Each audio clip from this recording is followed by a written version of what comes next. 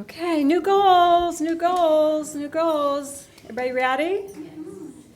Okay, I know that in this day and time, maybe some of our new goals have been kind of put on the back burner for a couple months. But do you remember starting January, we're starting the Master Builder year, and everybody was really getting amped up to do things differently. Do you remember? Yes, we were. We were going to make it happen. So, have you been pulling them out and kind of dusting them off a little bit? Okay, well, you need to. So we're talking about new goals today because it's time. Ready? Yes.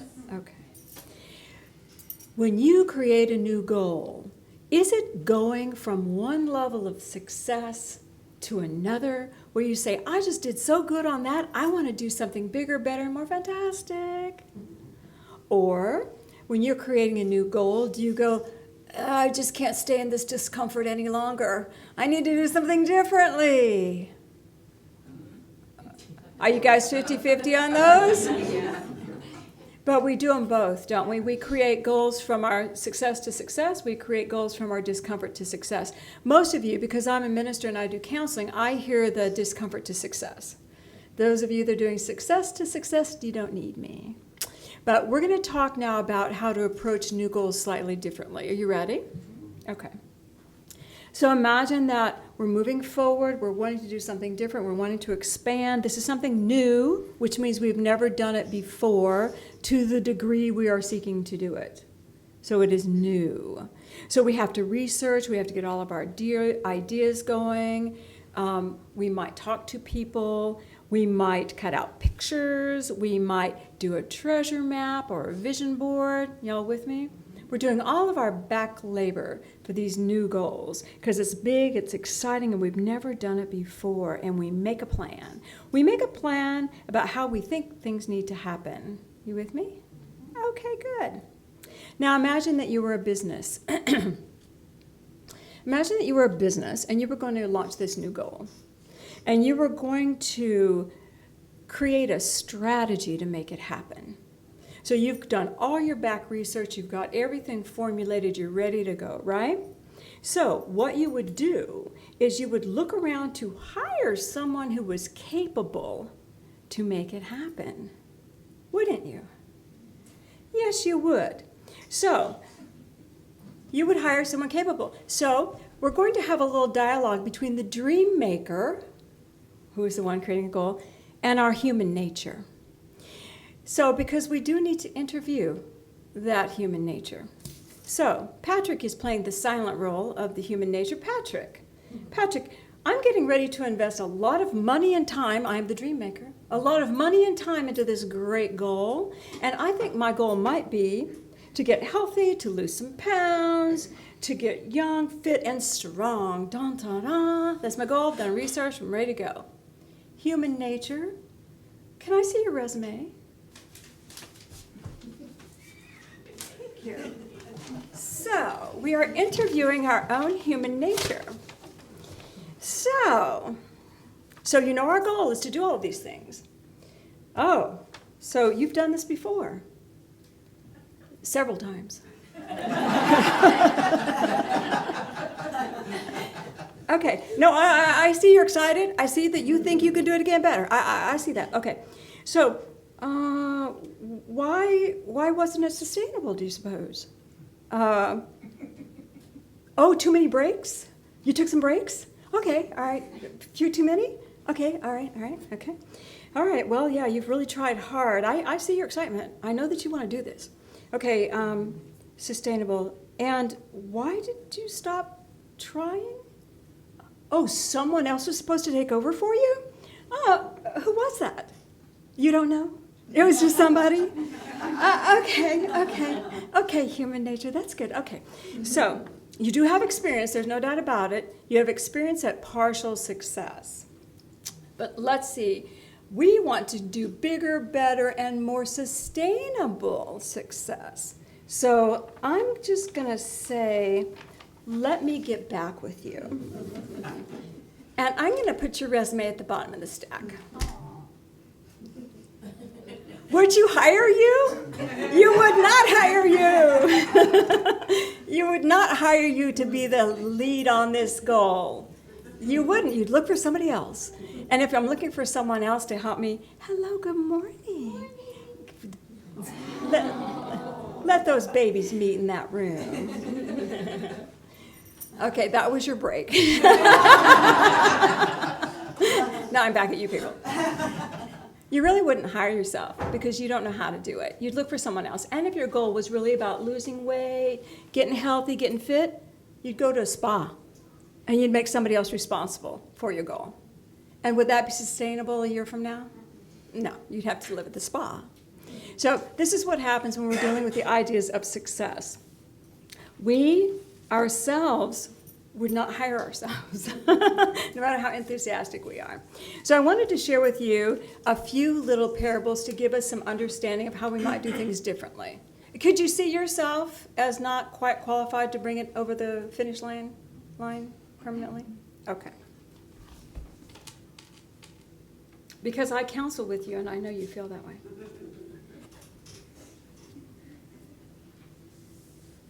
Jesus said, he gave a parable. And this is about being able to manifest. So I want you to hear with me. I'm going to walk you, we're going down a little journey today. It's a little journey. Okay. Jesus is giving a parable about giving and receiving. A housewife was alone at night, and lo, some guests arrived, and they were hungry, having had no food all day. When you traveled, you had to carry your own food. There weren't McDonald's and restaurants along the way.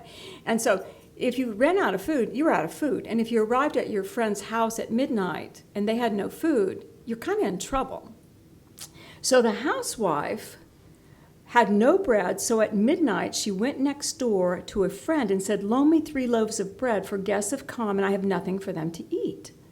And the friend said, why do you wake me up at this hour? I'm in bed with my kids. They all had family beds. I can't get out of bed, I'll wake them up. And I give it to you tomorrow. And the housewife asked again and again and again. And then her friend got up because she would not go away and gave her the bread. Okay, so this is a parable of giving and receiving at a level of consciousness. Could the woman make bread that asked? Yes, the housewife could make bread. Do you know how long it takes to get one of those ovens stoked and ready to go? So she needed bread now. And she had the capacity to repay the bread that morning. I'm not like asking you for something I can't pay back. I can make bread. So giving and receiving at a level of consciousness. It is easy, is it not? All right. So when we're going to manifest something bigger, or we're going to have a big dream or success, we can easily do what we've already done, can't we? And isn't it fun to sit at that level sometimes? I know how to do this. This is easy. Okay? Say you do it well. You do it well. Okay. The other parable he gave was this one. There was a judge who feared not God, nor yet regarded man. Totally indifferent.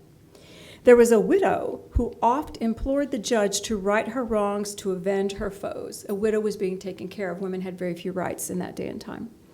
At first, the judge wouldn't even hear her. But after many days, he said, I fear not God, nor regard any man, but lest this widow wear me out by pleading every day, I will avenge her of her foes. So, this is a parable of taking time to manifest. When the widow first went to the judge, she did not have the level of consciousness to get her needs met, did she? That's why she needed his intercession. And she was tenacious about continuing to show up every day to plead her cause. Do you not realize that as she showed up every day, she grew in consciousness? She probably grew smarter and wiser, and her cause, her petition changed, and she was more determined and blah, blah, blah, blah. She's growing because she's staying with it. This is manifesting through growing from one level of consciousness to another. And you know how hard that is, don't you? And this is the time when we probably would not have hired ourselves because it takes tenacity. It takes that continual growth. Got it? So we have dreams we're manifesting at that level, do we not? All right. So now I have a story for you. This is a story of healing. Jesus and the three inner circle had gone, and the 9 disciples were healing, and they were unable to heal an epileptic boy. And so when Jesus came back with the inner 3, the dad went to him, and the dad said, Master, I beseech you that you look in pity on my son. He is epileptic and suffers greatly. Then he explained that he falls into the fire and things along those lines. I took my child to your disciples, and they failed to give grief. And as he spoke, the servant brought the child, and the child fell upon the ground and had a seizure. Jesus says this to him, How long has he been troubled like this? And the father said, From infancy. We have sought in many lands for help, but found it not. But I believe that you can speak the word and heal my son. We have sought in many lands and found it not. Since infancy, this has been the Father's mission, to take the Son to find healing. Do you see the tenacity? Okay. Jesus said, Faith is the power of God, and all things are possible for him who in his heart believes. And the famous answer of the Father. He cried in tears and said, Lord, I believe, help thou my unbelief. Lift me up, help me, lift me up. And then Jesus spoke the word and the child was healed. All right. In this story, we see manifesting, occurring, a big success, a big dream occurring, but we have a special ingredient, and that's the law of grace, which we've been talking about this month, haven't we? Grace. When he said, help thou my unbelief, the Father was opening to the greater power of God that could untie and release all of the preconceived ideas that were within him. The law of grace. Let me remind you of the law of grace. It is something that breathes love into the fibers of your creations so that it begins to vibrate higher. It softens the effects of your karma. It softens the effects of your cause and effect. It softens it. Grace is bringing God energy into your world without knowing how to direct it. I don't know what I'm asking for. I just ask for grace to move through this. You see? Grace moves through that which has already been created. And it is when we surrender our attachment to the outcome, we surrender our attachment to what we think things need to be. And we ask that that beautiful energy of grace pour into that which we have already created. Can you feel it? Now, as I speak of these 3 levels, we know the woman. We know manifesting at the level of our own consciousness. We know the widow. We know manifesting out of sheer tenacity that we do. It takes 10 years, but it happens, we know that. But do we know grace? Each one of us is trying to build something, some dream, some bigger, some something. And each one of our histories would say, not going to happen. Not going to happen. But what if we called forth grace to move through all of the things that keep us from success? Because we get so close. What if because we don't know, do we? Well, I don't know why we took so many breaks. We don't know why we stopped. What if we asked that the law of grace begin to move through the patterns and the history and the backstory of all of the things that came before that hinder the forward motion? Now, that does mean you'll have to let a little bit go of your expectation of the end result, because now you've got God in the formula and the highest best for you. So we have to let go. It needs to look like this. Especially if it's a big dream and you've never had it before. Do you really know what it needs to look like? You really don't. You never had it before. So we need to let God have that hand in it. And when we do, then the human nature, that human part of us that wants to do it so bad and it's so excited and it wants that experience, has the beautiful energy of grace guiding it, supporting it, strengthening it. So it's not sheer tenacity, it is divine guidance. You guys getting it? Okay. All right. The dream maker and the human self will work beautifully together as a team when they have that beautiful law of grace being enacted for them. And you know, when your higher self is in charge, which I'm calling your dream maker, when your higher self is in charge and you're feeling God and you're feeling good, isn't anything possible? You are cooking. You are cooking. And as you go through the day, there's serendipitous activities and blessings. And oh my God, look at this, because I'm vibrating in my higher self and I'm doing great. And then the very next day, ugh. I saw something on TV. I saw this. Oh God, that happened. Oh no, I don't know what to do about that. And you can be very mortal the next day. And then you're tripping, and then you're getting stumbled, and you. What was I thinking yesterday? What happened? Was it real? I don't even know if it was real. And we get caught in our human nature. And the human nature can say, "Higher self, come back, please." How often does that happen when the human nature begs? But now the human nature can say grace. I am so focused on this worldly environment. I'm so focused on my flaws. I'm so focused on what's not working. I'm so tired and focused on my human limitations. But I can call forth grace. I ask the law of grace to move through me now. Heal whatever needs to be healed so that I can reunite with that mission and that higher vibration that I love to live at. You see? How simple is that? It's a tool for us to use to keep us united. We are in a team that needs to create. We're actually here on this planet to create. Do you guys realize that? We're here to make things happen, to grow things, to have experiences beyond that which we have already experienced. Is that frightening to you? That's your inheritance. That's what we are here to do. We are here to learn, to live love in a way that is expansive, inclusive, and creative. We are here to learn how fabulous we can be. But how many of us let that unworthy consciousness kind of weasel through us? Do you all feel that sometimes? When I was driving in this morning, Spirit gave me this vision. You know, we get in our, I don't know how big our cars are, but they're big pieces of metal. We get in these big hunks of metal and we take off. And we drive, and there is a courtesy on the road. And Spirit said this to me. Have you ever noticed that there's not a lane off to the side when you come to an intersection that says, unworthy people pull over? Let all the worthy people go first. And then if no one's there, then you can eke on out and go across. Just pull on over there.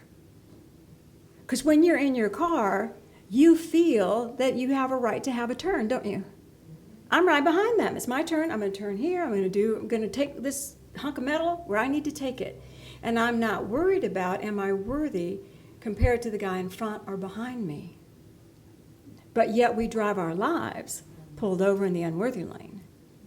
We drive our lives stopped until everybody that knows what they're doing gets through, because we don't know what we're doing.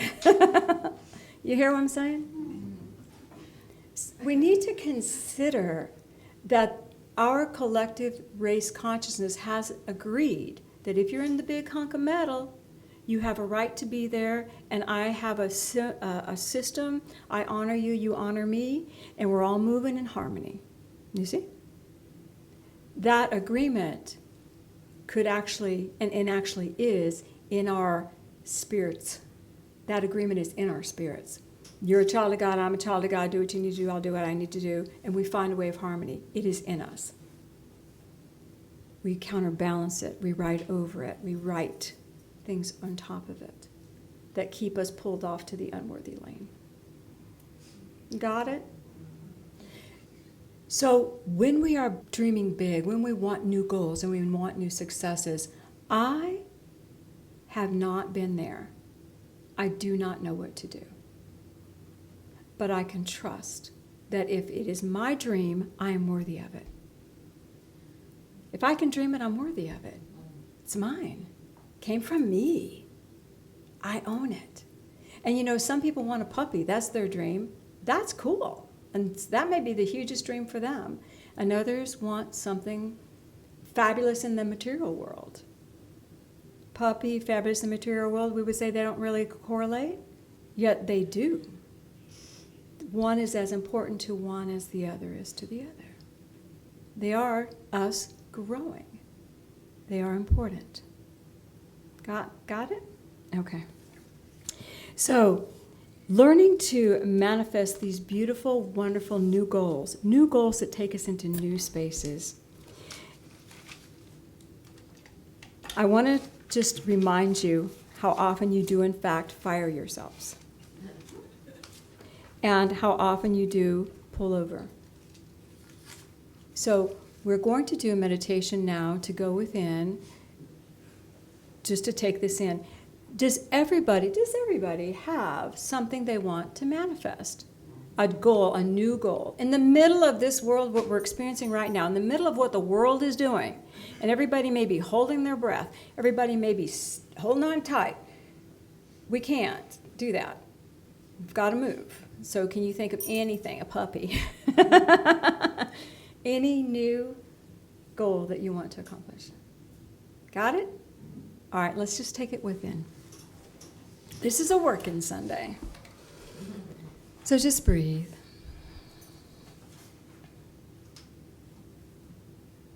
Father, Mother God, I ask that all that is now done be the highest good of all concerned.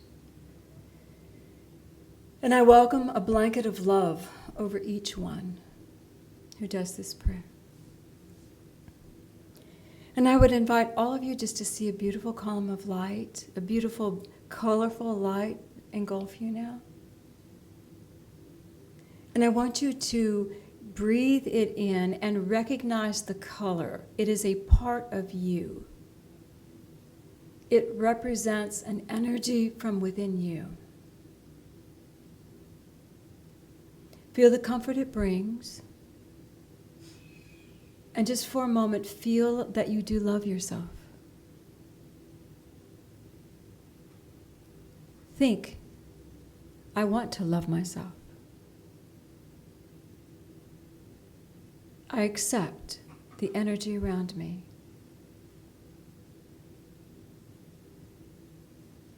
And in this beautiful light, just feel the presence of Jesus Christ stepping forward, approaching you even as he approached the Father in our story. And I want you to take him by the hand. And in your mind, in your own way, say, I have tried to grow beyond into my own grandeur. And I don't know how.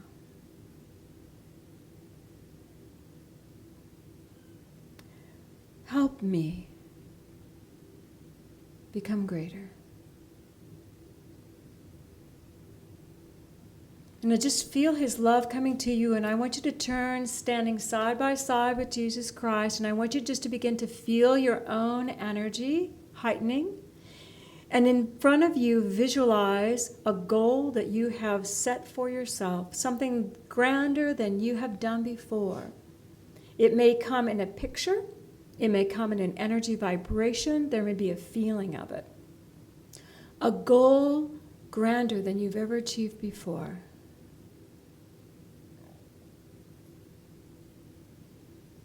And imagine that you can take the Christ by the hand and you can both step into this energy, however it presents itself.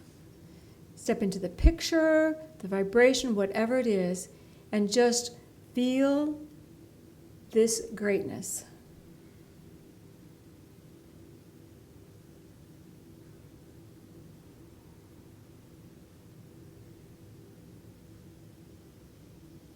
You can feel the harmony. You can feel the oneness.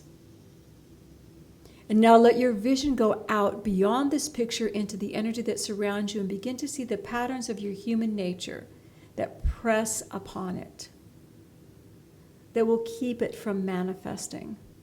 The patterns of the human nature, yours. And holding the hand of the Christ Open your heart. Father, Mother God, I call forth grace. I ask that the energy of grace now move to the human pattern. For release, forgiveness, softening, whatever I have created. It does not serve me. I ask that God's grace now move to the energy of my human pattern.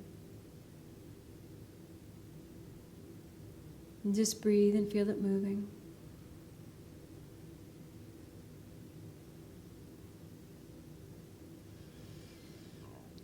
See the energy within this dream as you're standing there. Feel the support beginning to grow around it. And look into the eyes of Jesus Christ. Help my abilities to achieve. And I am so grateful. I am so grateful. Step back out of the vision, standing back in the calm of light with Jesus the Christ. Notice the energy around you now. Notice how you feel. Back in this moment in time, there's only love.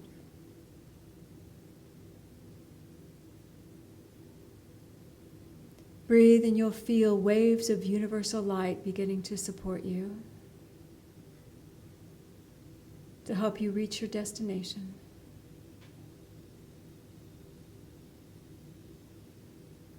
And in your heart say, I am ready to receive. I am ready to become. I am greater. And Father, we thank you for this blessing this morning. We thank you for your light and your peace. We breathe. Feel the love. Thank Jesus Christ for always being with you. Let your focus come back to this chair in this moment. I love myself. I am good. And when you're ready, just gently open your eyes.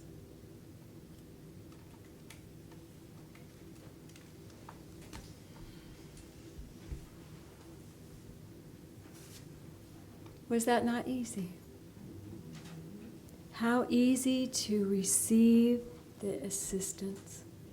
How challenged we are when we only keep digging the same holes. You are spirit, and you are so much more than you can remember. So, the law of grace, if you don't remember all the details of it, watch last Sunday's service. We went into it in great detail, explained it, and gave you all the background for it. Now you can use it in a way to support your manifestations, in a way to support anything that you're working on. We will talk more next week. Say yay, God. Yay, God.